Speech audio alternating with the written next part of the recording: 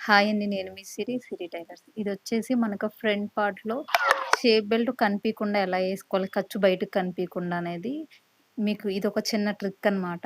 అంటే ఫినిషింగ్ నీట్‌గా ఉంటది. ఇలా షేప్ బెల్ట్ నీట్‌గా ఏసుకుంటే పైకి ఖర్చు కనిపీయకుండా మీకు నీట్‌గా వచ్చిద్ది. మనకి ఈ మన ఒరిజినల్ వైపేసుకొని ఒకటి పక్కకు పెట్టేసి మనం ఈ లైన్‌గా బారుగా కుట్టేసుకుంటాం. ఇది నాకేంటంటే వీడియో ఒక్క చేత్తో తీసుకోవాలి కదా! అందుకే అవ్వట్లా. వీడియో ఆపి పెడతన్నాననమాట. దాన్ని ఫోల్డ్ చేస్తాం. ఫోల్డ్ చేసి ఆ చివర వదిలేసిన క్లాత్‌ని మనం కుట్టాం గదా! ఆ క్లాత్‌కి జాయిన్ జేయాలి. జాయిన్ చేసి దానికి మళ్ళీ స్ట్రెయిట్‌గా నీట్‌గా చూసుకొని ఒక స్ట్రెయిట్‌గా ఒక లైన్ గీసుకుంటాం అనమాట. గీచ్ గీసుకోవాలి.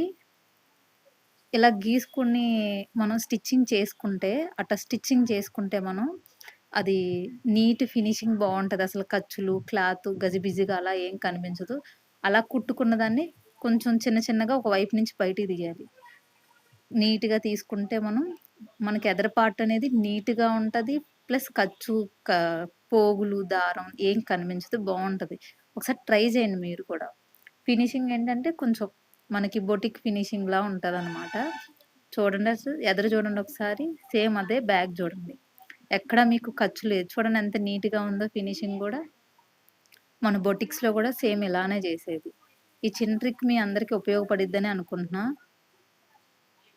అందరికి బాయ్.